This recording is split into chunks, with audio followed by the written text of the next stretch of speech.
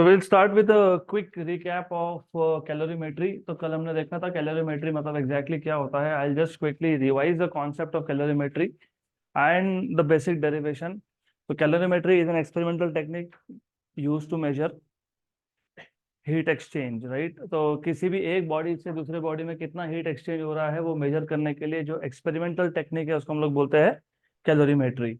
और calorimetry is a device which is used to measure the heat exchange. तो calorimeter is device which is used to measure this heat exchange between two substances. तो अगर आपको याद होगा basic construction, तो calorimetry में हम लोग हीट एक्सचेंज मेजर करते हैं with the help of a calorimeter. And calorimeter is nothing but it is basically cylindrical vessel, copper vessel होता है ये. So you have a copper vessel. Copper vessel, it comes with a stirrer which is again made up of copper. तो copper stirrer है. And there is a thermometer. तो एक thermometer भी था यहाँ पे. Thermometer is used to measure temperature of course. तो यहाँ पे एक thermometer है which is liquid in glass type of thermometer. Mostly it is mercury thermometer. तो यहाँ पे एक thermometer है which will be used to measure temperature. Then if you remember, यहाँ पे रिजिड सपोर्ट्स भी थे. तो यहाँ पे there are supports which are use to hang. किसको हैंग करना है? कैलोरीमीटर को हैंग करना है. ओके. तो कैलोरीमीटर का बेसिक कंस्ट्रक्शन इतना ही है. It consist of a vessel and a stirrer which are made up of copper and there is a thermometer. Thermometer is liquid in glass type of thermometer. Normally mercury thermometer होता है ये. उसके बाद if you remember, यहाँ पे एक insulating jacket था. Insulating jacket, इसका रोल क्या है? इंसुलेटिंग जैकेट का रोल है कैलोरीमीटर को सराउंडिंग से इंसुलेट करना.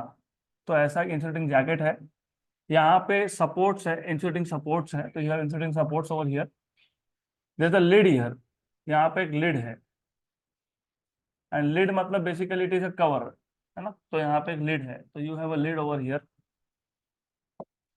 तो ये था आपका बेसिक कैलोरीमीटर का कंस्ट्रक्शन. कैलोरीमीटर से भी अंदर का पार्ट कैलोरीमीटर है. बाहर जो जैकेट है वो insulating jacket. It is only to avoid any kind of heat exchange between the system and the surroundings. और थर्मोडायनामिक्स में सिस्टम, सिस्टम का मतलब होता है कैलोरीमीटर, स्टीरर और इसके अंदर जो भी लिक्विड होगा वो सिस्टम है. वो छोड़ के सब कुछ सराउंडिंग है. तो इंसुलेटिंग जैकेट हमने क्यों लगाया? Just to avoid any kind of heat exchange between the system and the surrounding. और इस सिस्टम में यहाँ पे वाटर भी था. तो तुमने इसको ऑलरेडी वाटर से भर के रखा है. तो water is filled over he, right. और हमने वाटर को और कैलोरीमीटर को सफिशिएंट टाइम तक साथ में रखा है कांटेक्ट में. एंड एज यू रिमेंबर, मैंने कल आपको एग्जांपल दिया था, मैं वापस बता देता हूँ. फॉर एग्जांपल, एक कोल्ड ड्रिंक को तुम फ्रिज से निकाल के बाहर रख दिए फॉर फ्यू आवर्स. तो क्या होता है अल्टीमेटली? कोल्ड ड्रिंक गर्म हो जाता है. मतलब क्या होता है? Cold drink goes to the temperature of the surrounding, right. उसको बोलते हैं thermal equilibrium. Same happens with any hot drink. चाय बना के रख दिया बाहर, पीना भूल गए.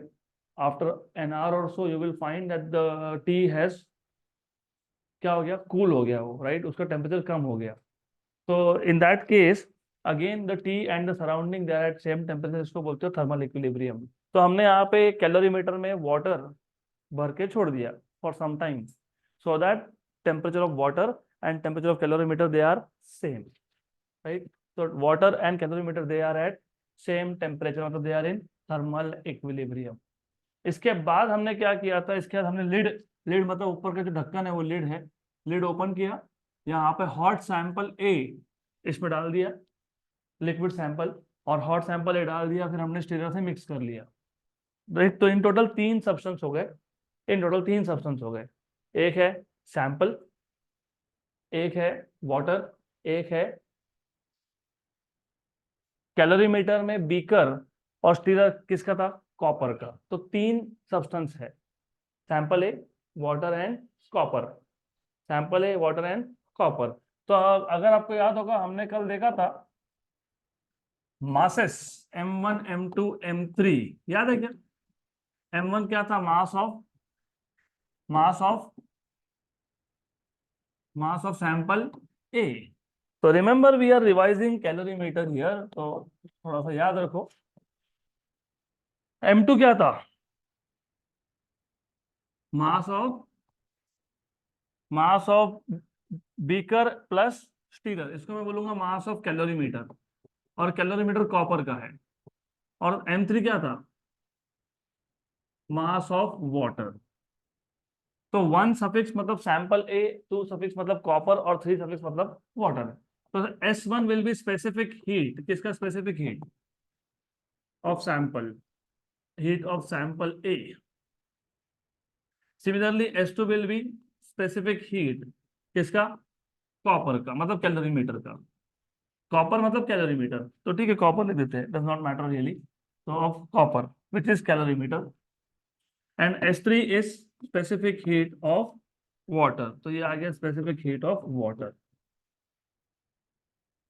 गुड। देन इसके बाद if you remember, sample A was at high temperature T1, so temperature of sample is T1, temperature of sample A.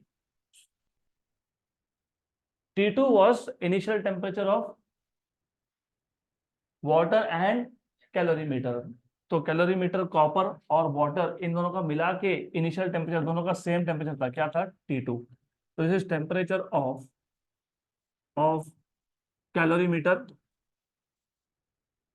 Of calorimeter, and water, correct. फिर हमने सैंपल इसमें डाल दिया, स्टीरर से हमने इसको मिक्स कर लिया, तो हीट एक्सचेंज हुआ between sample and water and calorimeter, तो फाइनल टेम्परेचर बन गया T। तो कैपिटल T क्या था? Final temperature.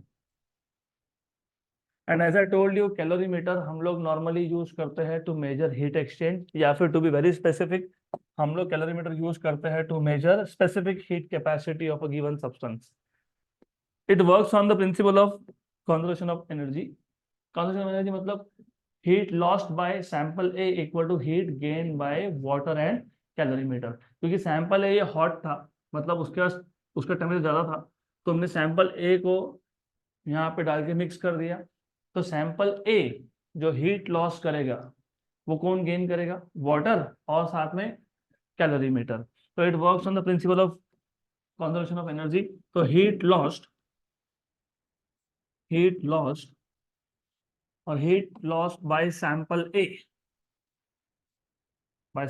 A is equal to heat gained by अभी हीट गेन किया दो अलग अलग सब्सटेंस ने, एक किया कैलोरीमीटर ने, एक किया वाटर ने। तो heat gained by calorimeter and heat gained by water. तो ये जो हीट लॉस्ट है या हीट गेन्ड है, इसका इक्वेशन आता है हीट इक्वेशन से। अगर आपको याद होगा हीट इक्वेशन क्या था? ms delta T. तो हीट लॉस बाय सैंपल है मतलब M1S1 delta T1 equal to heat gained by calorimeter M2S2 delta T2 plus M3S3 delta T3, नहीं T2 ही आएगा। क्यों T2 आएगा? हाँ, तो एक काम करो ना, वो टेम्परेचर सेम था, वाटर और कैलोरीमीटर का इनिशियल टेम्परेचर दोनों का था T2, और दोनों का फाइनल टेम्परेचर भी क्या है? T है। तो दोनों के लिए मतलब कैलोरीमीटर कॉपर और वाटर के लिए चेंज इन टेम्परेचर सेम है। इसके लिए डेल्टा T2 और डेल्टा T3 लिखने की जरूरत नहीं है, वो सेम है। Water was kept in contact with calorimeter for sufficiently long time, मतलब टेम्परेचर दोनों का सेम था। फिर हमने सैंपल ए मिक्स कर दिया, sample A was at higher temperature, तो there is heat loss by sample A, but that heat is gained by water and calorimeter. तो फाइनल टेम्परेचर भी वाटर और कैलोरीमीटर का सेम है। Initial temperature same, final temperature same, तो change in temperature same, that is the idea. Okay, good. तो इतना तो पता होना चाहिए आपको पहले। तो यह आ गया आपका M1S1 delta T1। What is the change in temperature of sample A? Sample A का इनिशियल टेम्परेचर मतलब मिक्स करने से पहले कितना था? T1, और मिक्स करने के बाद कितना है? Capital T। तो क्या लिखोगे? T1 minus T। नॉर्मली हम लोग चेंज इन टेम्परेचर लिखते हैं फाइनल माइनस इनिशियल, यहाँ पे हम लोग लिख रहे हैं इनिशियल माइनस फाइनल। ऐसा क्यों? क्योंकि इनिशियल टेम्परेचर ज्यादा है। It is always higher value minus lower value. तो higher value because sample A was at higher temperature initially, फिर वो हीट लॉस करेगा तो फाइनल टेम्परेचर कम होगा, तो इसलिए T1 minus T. Equal to M2S2 delta T, M2S2 delta T, delta T T minus T2 plus M3S3 T minus T2। ये आ गया आपका right hand side of the equation. यहाँ तक क्लियर? हमको अगर S1 फाइंड करना है तो कुछ नहीं, हमको सिर्फ रीअरेंज करना पड़ेगा। सबसे पहले राइट हैंड साइड पे जो दो टर्म्स है वो उनमें T माइनस T2 कॉमन है, तो मैं कॉमन निकाल लेता हूँ। तो you have M1S1 T1 minus T equal to M2S2 plus M3S3, और क्या लिखेंगे? कॉमन क्या आएगा? T minus T2। फिर यहां से तुमको S1 मिल जाएगा, S1 equal to M2S2 plus M3S3 T minus T2 upon M1 T1 minus T। तो this is specific heat of sample A. कभी कभी आपसे स्पेसिफिक हीट ऑफ वाटर भी पूछते हैं, तो स्पेसिफिक हीट ऑफ वाटर निकालना हो, मतलब S3 फाइंड करना है, तो क्या करोगे? ये जो T माइनस T2 है, मतलब जो पहला टर्म है राइट हैंड साइड का, उसको लेफ्ट हैंड साइड पे शिफ्ट कर लो, राइट? तो क्या कर सकते हैं हम लोग? M1S1 T1 minus T minus इसको शिफ्ट कर लेते हैं, तो क्या आएगा? M2S2 T minus T2 equal to क्या बचा? M3S3 T minus T2। S3 हमको क्या चाहिए? S3 चाहिए। S3 चाहिए तो M3 T माइनस T2 से डिवाइड कर लो। तो अगर आपको S3 चाहिए, if you want to have S3 equal to M3 T minus T2 divide कर लो, तो क्या आ गया? M1S1 M1S1 T1 minus T divided by M3 T minus T2, okay, minus M2S2 divided, of course यहाँ पे क्या था? T माइनस T2, वो तो कैंसिल होने वाला है इसलिए लिखा नहीं था मैंने, T माइनस T2, तो ये हो गया कैंसल आउट। तो हो गया फॉर्मूला। तो S3 आ गया आपके पास, M1S1 T1 minus T upon M3 T minus T2 minus M2S2 by M3। ये बन गया आपका formula to find out specific heat of water. Copper का चाहिए तो कॉपर का भी निकाल सकते हो सिमिलर वे। तो this is how you can find out specific heat of different substances. तो this was all about calorimeter. Good. अभी हम थोड़े से क्वेश्चन सॉल्व कर लेते हैं, then will go ahead to the next topic. So let us go ahead with example 7.13, 7.13. Example 7.13, if the temperature of 4 kilogram mass of a material of specific heat capacity 300 joule per kilogram per degree Celsius rises from 20 degree to 30 degree Celsius, find the heat received। अगर 4 kilogram mass of material का specific heat capacity दिया हुआ है, और ये specific heat capacity molar specific heat है कि principal specific heat है? How do you know? Kilogram में दिया हुआ है, केजी में दिया है, मतलब ये कौन सा है? प्रिंसिपल स्पेसिफिक हीट है। टेम्परेचर कितने से कितना हो गया? 20 to 30, तो डेल्टा टी की वैल्यू मिल गई 10 डिग्री सेल्सियस। और आपको पूछा है what is the amount of heat received. तो basically it is too simple, आपको गिवन पैरामीटर में क्या क्या दिया हुआ आइडेंटिफाई कर लो। मास दिया हुआ है 4 kg का, उसके बाद प्रिंसिपल स्पेसिफिक हीट दिया हुआ है 300 जूल पर किलोग्राम पर degree Celsius, and delta T increase in temperature कितना है? 30 माइनस 20, मतलब कितना है? 10 डिग्री सेल्सियस है।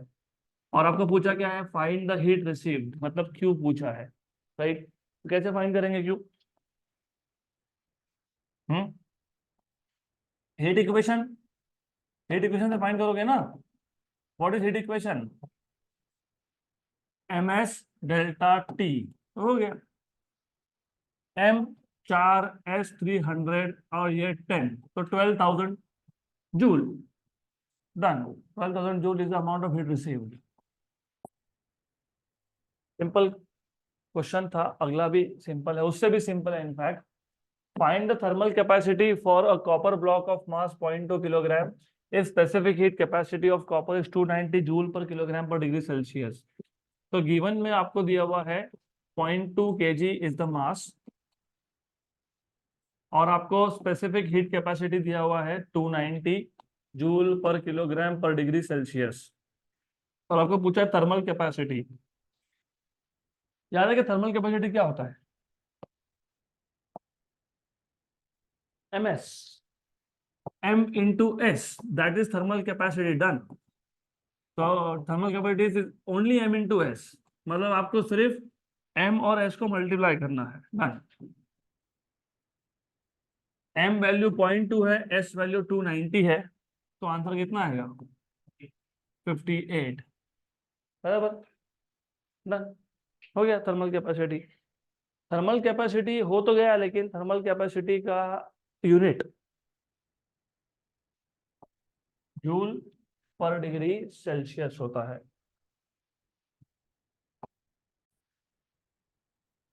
Next question. अभी अगला क्वेश्चन थोड़ा सा लेंदी है।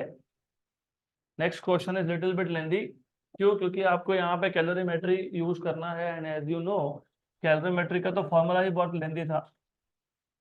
A sphere of aluminium of 0.06 kg is placed for sufficient time in a vessel containing boiling water so that the sphere is at 100 degree Celsius. तो यहाँ पे ना क्वेश्चन पढ़ते वक्त थोड़ा केयरफुल रहना, कंफ्यूजन हो सकता है। मैं आपको बता देता हूँ सैंपल कौन है। सैंपल एल्यूमिनियम का स्फीयर है। क्यों? क्योंकि कैलोरीमेट्री में तो ओरिजिनली क्या था? कॉपर का वेसल था, कॉपर का स्टीरर था और वाटर था, और वो जो वाटर और कॉपर छोड़ के जो भी होगा वो क्या होता है? सैंपल होता है। तो यहाँ पे आपको क्या बोला? स्फीयर ऑफ एल्यूमिनियम, मतलब सैंपल कौन बन गया? अभी ये एल्यूमिनियम का स्फीयर बन गया। लेकिन क्या बोला है कि ये जो एल्यूमिनियम का स्फीयर है ये सफिशिएंटली लॉन्ग टाइम तक बॉइलिंग वाटर में रखा था। बॉइलिंग वाटर का टेम्परेचर कितना है? 100 डिग्री सेल्सियस। तो सैंपल का जो इनिशियल टेम्परेचर है T1 वो क्या होगा? 100 degree Celsius. It is then immediately transferred, तो वो एल्यूमिनियम स्फीयर को उठा के transferred to 0.12 kg copper calorimeter containing 0.3 kg of water at 25 degree Celsius. मतलब वो 100 डिग्री पे जो एल्यूमिनियम स्फीयर था उसको उठा के हमने कैलोरीमीटर में डाल दिया। कैलोरीमीटर में जो वाटर था उसका मास है 0.3, और जो कैलोरीमीटर का टोटल मास है स्टीरर और बीकर मिला के वो कितना है? 0.12 kg, और कैलोरीमीटर का टेम्परेचर कितना है? 25 डिग्री सेल्सियस। मतलब ये कौन है? कौन है ये? T2 है। ये कौन है? T2 है। The temperature of water rises and attains a steady state at 28 degree Celsius. तो 20 डिग्री सेल्सियस क्या है? Final temperature T। Very good. Calculate the specific heat capacity of aluminium, मतलब क्या फाइंड करना है? S1 है ना, S1। Specific heat capacity of water 4.18 into 10⁻³ joule per kilogram per kelvin. Specific heat capacity of copper is 0.387 into 10⁻³ joule per kilogram per kelvin. तो एक काम करते हैं, अभी जो इन्होंने दिया है वो पहले लिख लेते हैं अच्छे से। तो जिनको क्वेश्चन अभी भी समझा नहीं है, you have one more chance to understand what they are trying to tell you. Is बहुत सिंपल है। हमको ऐसा बोला है कि हमारे पास एक एल्यूमिनियम का स्फीयर है। एल्यूमिनियम को मैं एक काम करता हूँ, एल्यूमिनियम को मैं 1 से डिनोट करूंगा, कॉपर को मैं 2 से डिनोट करूंगा, और वाटर मतलब H2O इसको मैं 3 से डिनोट करूंगा। Right, correct. तो ये जो एल्यूमिनियम का स्फीयर है उसका मास मतलब M1 कितना है? M1 0.06 kilogram. करेक्ट। ये इनिशियली बॉइलिंग वाटर में था, और बॉइलिंग वाटर का टेम्परेचर कितना है? 100। तो T1 की वैल्यू कितनी है? 100। कॉपर का कैलोरीमीटर है, उसका मास है 0.12 kg। उस कैलोरीमीटर में जितना पानी है उसका मास है 0.3 kg। वाटर और कॉपर कैलोरीमीटर दोनों का कॉमन टेम्परेचर है 25 डिग्री सेल्सियस। एल्यूमिनियम स्फीयर डालने के बाद वाटर में वाटर का टेम्परेचर बढ़ गया और फाइनल टेम्परेचर हो गया 28 डिग्री सेल्सियस। तो ये है, इतना है तुम्हारे पास given data along with values of specific heat of water and specific heat of copper. तो S2 और S3। What is S2? 2 मतलब कॉपर। What is S2?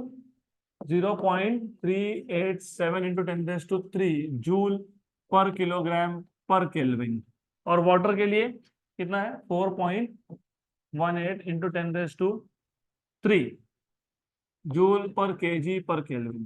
तो वैल्यूज ऑल करेक्ट, यहाँ तक क्लियर। तुमको फाइंड करने के लिए बोला है specific heat capacity of aluminium मतलब S1, और फॉर्मूला हमने अभी अभी रिवाइज किया।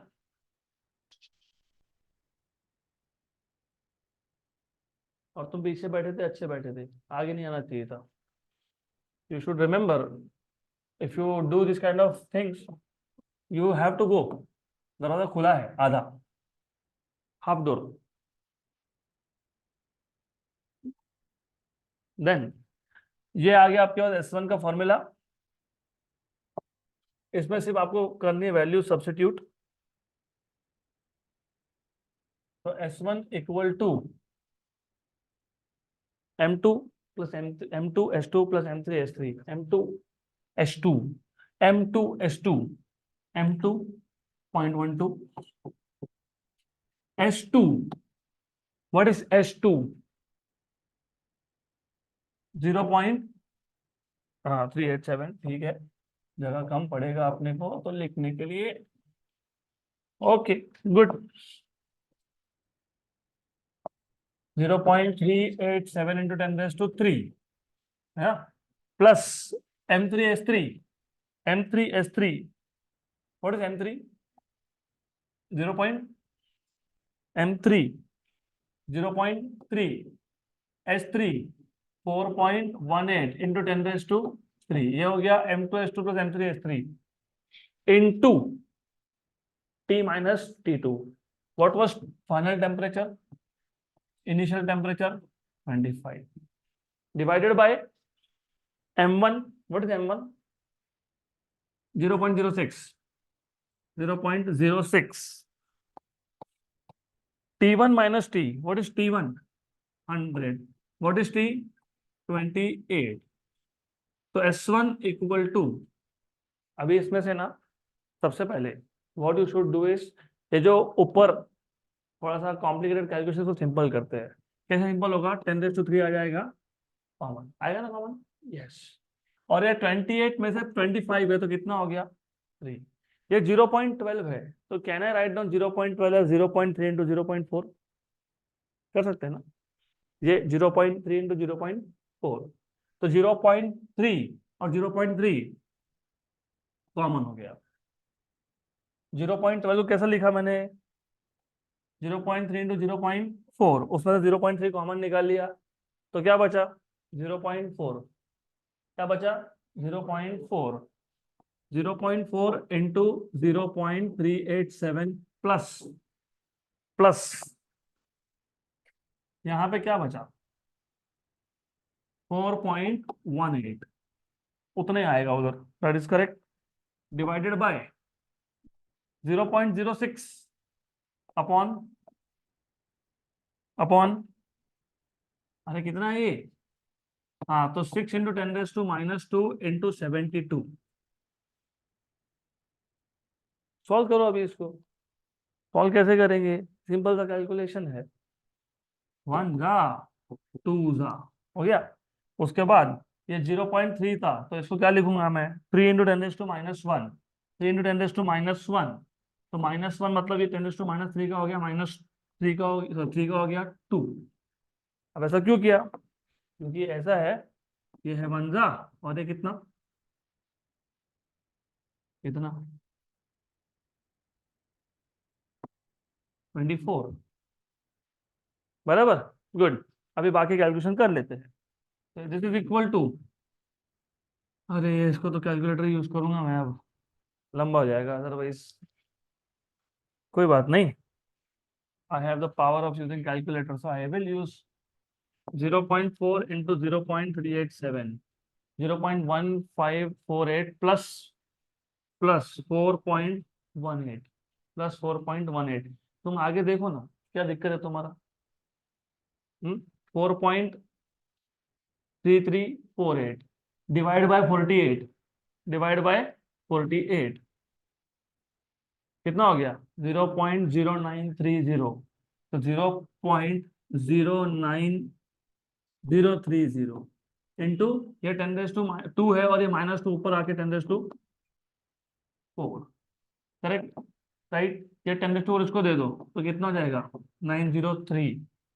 तो आंसर जो टेक्स्ट बुक में दिया है, क्योंकि ये सॉल्व एग्जाम्पल है, तो टेक्स्ट बुक में जो आंसर है वो आ रहा है हमारा 903.08।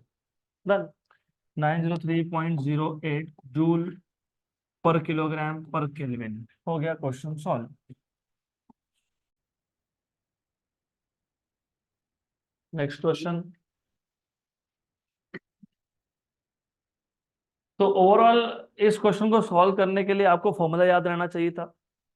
नंबर 2, कैलकुलेशंस कैसे करने हैं दैट यू शुड नो। तो आई वुड सजेस्ट यू कि कभी भी mostly try to avoid log and anti log, क्योंकि लॉग एंटी लॉग यूज करने जाओगे तो बहुत लंबा हो जाएगा ये।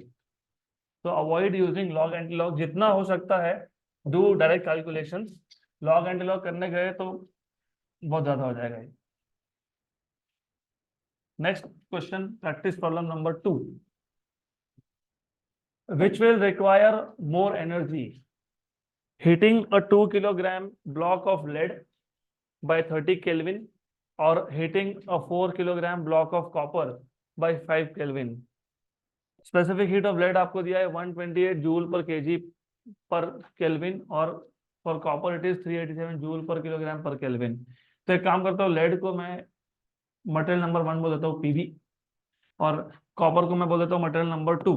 तो हमको गिवन पैरामीटर के हिसाब से क्या क्या दिया हुआ है, mass of first substance 2 kg दिया हुआ है, और चेंज इन टेम्परेचर दिया हुआ है पहले सब्सटेंस का 30 केल्विन, और उसके बाद आपको S1 भी दिया हुआ है। What is S1? 128 joule per kilogram per kelvin. Similarly आपको सेकेंड सब्सटेंस कॉपर, कॉपर के केस में भी आपको M2 दिया हुआ है। M2 कितना है 4 kilogram, 4 kilogram. S2 and delta T2, what is delta T2? 5 Kelvin. What is S2? S2 is 387 joule per KG per kelvin. आपको पूछा गया है कि इन दोनों में से, मतलब आपको लीड का 2 किलोग्राम लीड का टेम्परेचर 30 केल्विन से बढ़ाना था, तो हीट सप्लाई करना पड़ेगा। 4 किलोग्राम कॉपर का टेम्परेचर आपको 5 केल्विन से बढ़ाना है, तो आपको हीट सप्लाई करना पड़ेगा। तो दोनों में से किसको ज्यादा हीट सप्लाई करना पड़ेगा? तो क्या करेंगे, Q1 और Q2 फाइंड करेंगे। Q1 ज्यादा हुआ तो more heat is required for lead, Q2 ज्यादा हुआ तो more heat is required for copper. मतलब तुमको फाइंड बेसिकली क्या करना है, तुमको फाइंड करना है Q1 एंड Q2, ये फाइंड करना है। और अभी फॉर्मूला तो पता ही होगा ना, heat equation. What is heat equation? MS delta T। हो गया simple. Q1 equal to M1 S1 delta T1। M1 कितना है 2, S1 कितना है S1 128, और डेल्टा T1 30। 128 इंटू 2 256, 256 इंटू 3 250 को 3 बार मल्टीप्लाई, 3 से मल्टीप्लाई करें 750, और ऊपर का जो 6 था उसको 3 बार 18, 750 प्लस 18 768। तो 768 जूल, ये Q1 आ गया। Q2 will be M2 S2 delta T2। M2 दिया हुआ है आपको 4, S2 है 387, और ये कितना है 5। सिंपल। तो 5 इंटू 4 20, 20 का जीरो साइड में रखो फिलहाल, 387 का डबल करो, 7, तो 7740। तो दिख ही रहा है Q2 is greater than Q1। इधर जीरो है, ओके वेरी गुड। फिर भी तो Q2 is greater than Q1, तो Q2 is greater than Q1।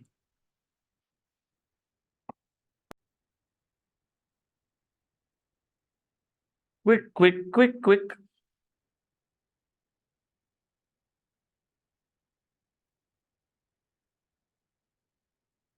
अगला question, how many of you remember, एक हमने इक्वेशन लिखा था to find out higher temperature in terms of thermometric property, T equal to 100 into PT minus P1 upon P2 minus P1। जब हम लोग types of thermometer देख रहे थे, लिक्विड इन ग्लास में वॉल्यूम चेंज होता है तो थर्मोमेट्रिक प्रॉपर्टी वॉल्यूम होता है। उसके बाद कांस्टेंट वॉल्यूम गैस थर्मोमीटर में प्रेशर चेंज होता है तो थर्मोमेट्रिक प्रॉपर्टी प्रेशर होता है। और उसके बाद रजिस्टेंस थर्मोमीटर में थर्मोमेट्रिक प्रॉपर्टी रजिस्टेंस होता है, बराबर, राइट। तो हमने जनरल फॉर्मूला लिखा था to find out higher temperature, मतलब होता है ऐसा है कि आपको आइस पॉइंट पे या फिर लोअर टेम्परेचर पे थर्मोमेट्रिक प्रॉपर्टी की वैल्यू दी होती है, आपको बॉइलिंग पॉइंट पे मतलब हायर टेम्परेचर पे थर्मोमेट्रिक प्रॉपर्टी की वैल्यू दी होती है, और आपको पूछा होता है कि what is the temperature at some other value of thermometric property. तो वही फॉर्मूला हमको लगने वाला है अगले क्वेश्चन में। In a random temperature scale, random temperature scale का मतलब है ना ये केल्विन स्केल है ना ये डिग्री सेल्सियस स्केल है, और ना ये ना ये केल्विन स्केल है, ना ये डिग्री सेल्सियस स्केल है, ना ही ये फ़ारेनहाइट स्केल है, राइट। तो सम टेम्परेचर स्केल एक्स, उस टेम्परेचर स्केल में water boils at 200 degree X, right, and freezes at 20 degree X. जैसे डिग्री सेल्सियस में 0 डिग्री पे फ्रीज होता है और 100 पे बॉईल होता है, वैसे 200 और 20 है। मतलब बेसिकली ये जो है ना, ये हायर टेम्परेचर पे वैल्यू है। This is value of P2 इस केस में, है ना। और this is P1, thermometric variable यहाँ पे टेम्परेचर है। तो आपको P2 और आपको P1 की वैल्यू दी है। आगे क्या बोला है, find the boiling point of a liquid in this scale if it boils at 62 degree Celsius. तो जो पहला सेंटेंस था it is related to water, water का आपको बॉइलिंग पॉइंट और फ्रीजिंग पॉइंट दिया है, और दूसरे लिक्विड का आपको दिया हुआ है सिर्फ बॉइलिंग पॉइंट, और आपको पूछा है कि फ्रीजिंग पॉइंट नहीं, उल्टा है ना, find the boiling point. Boiling point पूछा है आपसे किसका, लिक्विड का। वाटर बोला है क्या, नहीं, some other liquid in this scale. अगर डिग्री सेल्सियस स्केल में वो लिक्विड 62 डिग्री पे बॉईल होता है तो ये एक्स स्केल में कितने पे बॉईल होगा, ऐसा क्वेश्चन है। तो जिनको अभी भी क्वेश्चन नहीं समझा तो अभी समझ लो। एक रैंडम स्केल है X, some random scale X, उस रैंडम स्केल एक्स में वाटर का बॉइलिंग पॉइंट है 200 डिग्री एक्स, और डिग्री सेल्सियस में होता है 100 डिग्री सेल्सियस, और 100 डिग्री सेल्सियस बॉइलिंग पॉइंट होता है वाटर का। फ्रीजिंग पॉइंट होता है 0 डिग्री सेल्सियस, वो इस रैंडम स्केल में 20 डिग्री एक्स। यहाँ तक क्लियर। अभी वाटर भूल जाओ, अभी दूसरे लिक्विड की बात हो रही है। तो ये जो दूसरा लिक्विड है उसका बॉइलिंग पॉइंट इस एक्स स्केल में कितना आएगा, गिवन दैट डिग्री सेल्सियस में कितना है, 62 है। तो ये समझेगा तो क्वेश्चन सॉल्व होगा। तो मैं डायरेक्टली सोल्यूशन पर जा रहा हूँ, सीधा सोल्यूशन पे आएंगे हम लोग। If you remember T equal to 100 PT minus P1 upon P2 minus P1, ऐसे था ना, पक्का, कि ऊपर P2 माइनस P1 था, नीचे PT माइनस P1 था, नहीं, बराबर है। ये जो T है ना, T ये डिग्री सेल्सियस में होता है, मैंने तभी बताया था आपको, ये डिग्री में होता है, डिग्री। तो ये कितना है, 62। और PT पूछा है, हायर टेम्परेचर पूछा है, P1X स्केल में दिया हुआ है, कितना है, फ्रीजिंग पॉइंट 20, और ये क्या है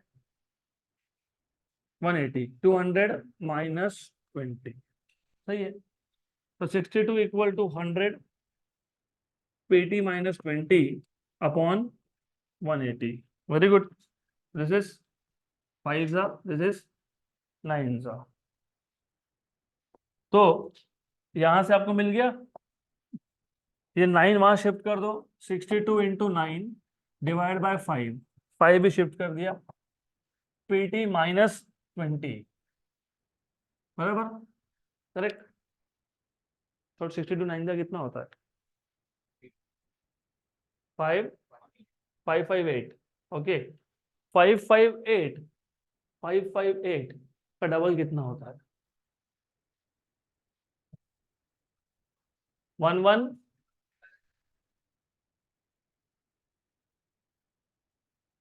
1116। अभी ऐसा क्यों किया मैंने, क्योंकि देखो क्या है ना, ये कितना आया था तुम्हारा, 558 आया था क्या, ये 558 था, बराबर, नीचे कितना था 5।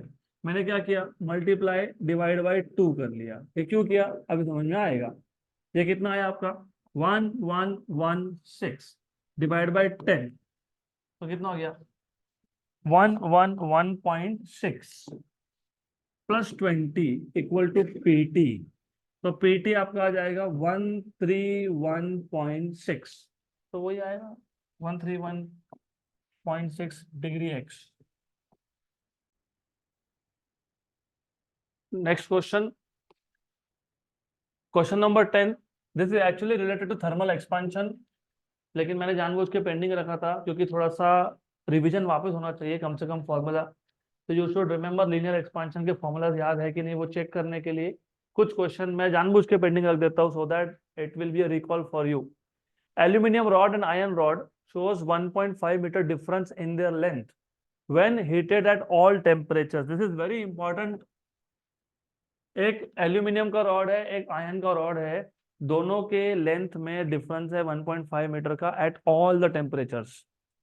तुम कोई भी टेम्परेचर पे दोनों को हीट कर दो, दोनों अगर 0 डिग्री पे है तो भी लेंथ का डिफरेंस है 1.5 मीटर, बराबर, करेक्ट। दोनों का अगर टेम्परेचर 20 डिग्री है फिर भी लेंथ का डिफरेंस है 1.5 मीटर। इंपॉर्टेंट है ये।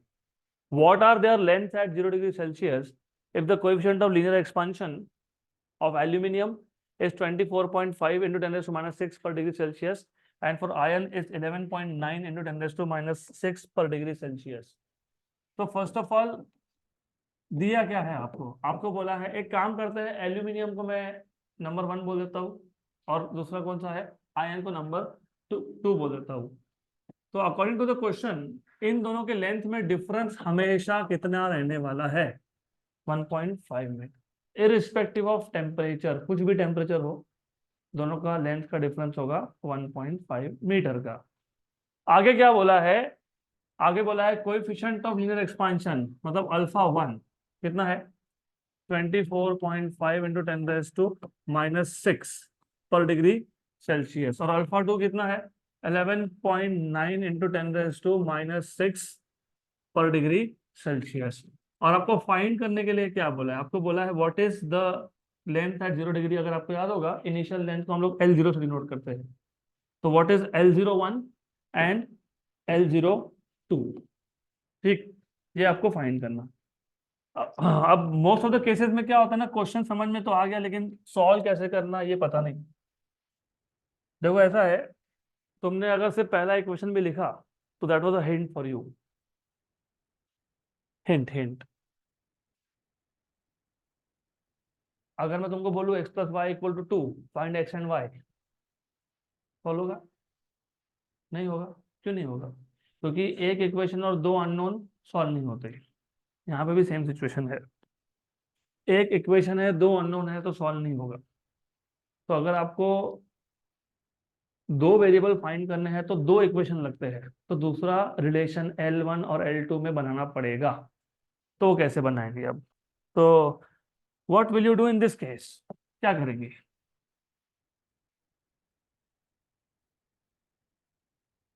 क्या करोगे, फॉर्मूला कौन सा यूज करोगे, कैसा सॉल्व करोगे? You know what is length at higher temperature T? इट इज L01 plus alpha delta T। ये तो याद है ना, पक्का याद है, श्योर? तो फिर ये जो तुमने L1 minus L2 equal to 1.5 लिखा है, L1 what is L1 in terms of L0? अरे L1 क्या आएगा, ये LT, ये एक रॉड के लिए इक्वेशन है, this is for any rod, length at higher temperature is length at 0 degree 1 plus alpha delta T। तो फर्स्ट रॉड के लिए क्या इक्वेशन रहेगा LT का? अरे बाबा, L1 आएगा L01 1 plus alpha 1 delta T1, लेकिन मैं डेल्टा T1 लिखूंगा नहीं। क्यों नहीं लिखूंगा? क्योंकि टेम्परेचर हम लोग हमेशा सेम रख रहे हैं एट ऑल द टेम्परेचर्स। तो L2 क्या आएगा, L02 1 plus alpha 2 delta T2, 2 लिखना नहीं है मेरे को।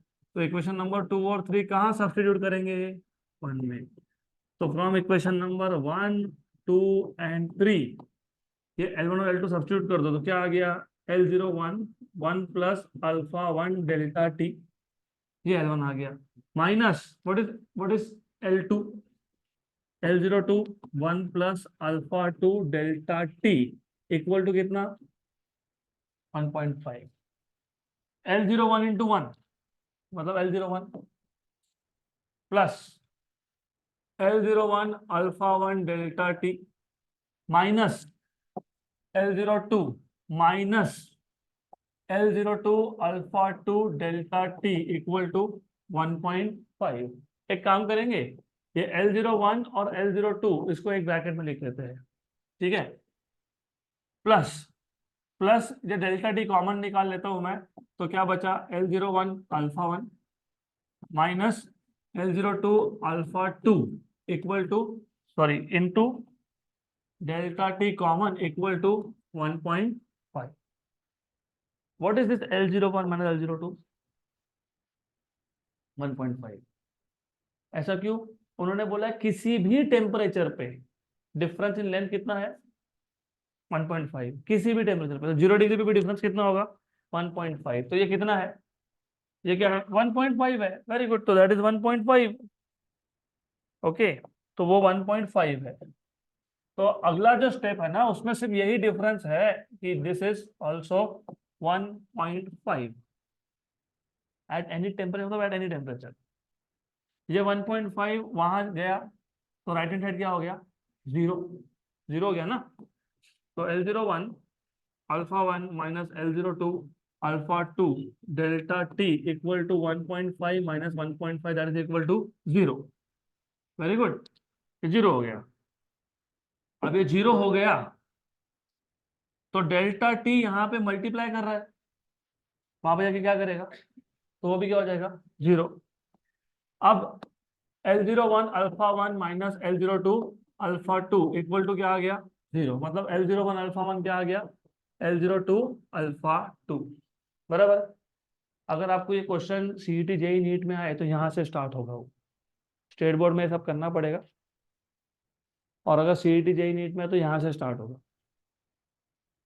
इसका मतलब when the difference of length at any temperature is always same, उस केस में product of length and linear expansion coefficient is constant, L alpha equal to constant, ठीक है, बराबर, गुड।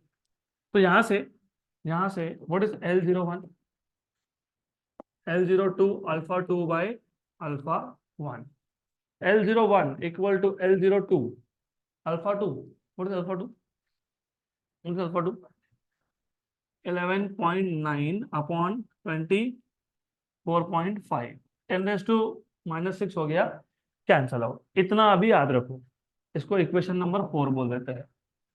लेकिन मैंने अभी तो बोला difference of length at any temperature 1.5 है। इक्वेशन नंबर 5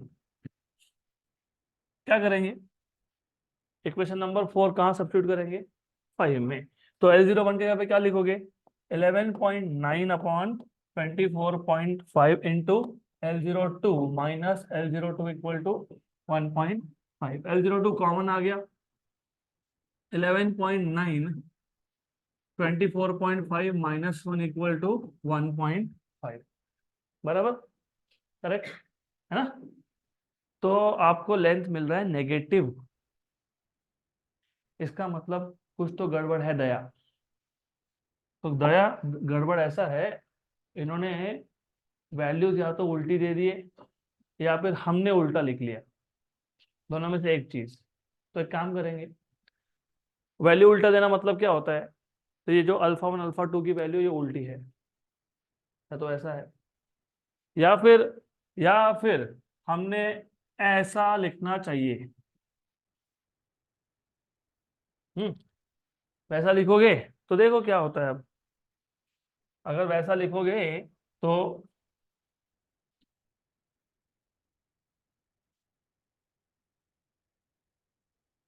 वो है गलत है, that is wrong, of course wrong है। तो ऐसा सॉल्व करना पड़ेगा। अब अभी कुछ नहीं कर सकते हम लोग, वी आर हेल्पलेस, हमको ये करेक्शंस करने पड़ेंगे। ओके, आ गया, अरे ओह इधर आएगा। अरे रुको जरा, गाई नहीं, हाँ इधर इधर था, इधर था, इधर, ओके। अरे ठीक है, ठीक, that's okay, that is fine, perfectly fine, don't worry. क्या ही थोड़ा सा करेक्शन तो करना है, वो हो जाएगा करेक्शन। Okay, fine, good. हाँ, तो इधर भी उल्टा लिखेंगे, लिखेंगे ना उल्टा इधर, ऐसा आएगा। यस, इधर भी उल्टा आएगा फिर, सारे के सारे वैल्यूज इधर की उधर करनी पड़ गई।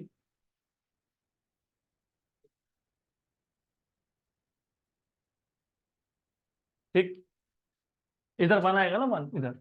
हाँ हाँ ओके, इधर बना है, कोई बात नहीं। डन। तो अब ऐसा है, ये भी और ये भी ऐसा। रुको रुको, लिखने की घाई मत करो, रुको, there is something very interesting. घाई मत करो बिल्कुल, नहीं तो क्या होगा, लिख लोगे फिर वापस गलत आ गया, फिर क्या करोगे, तो लिखो मत।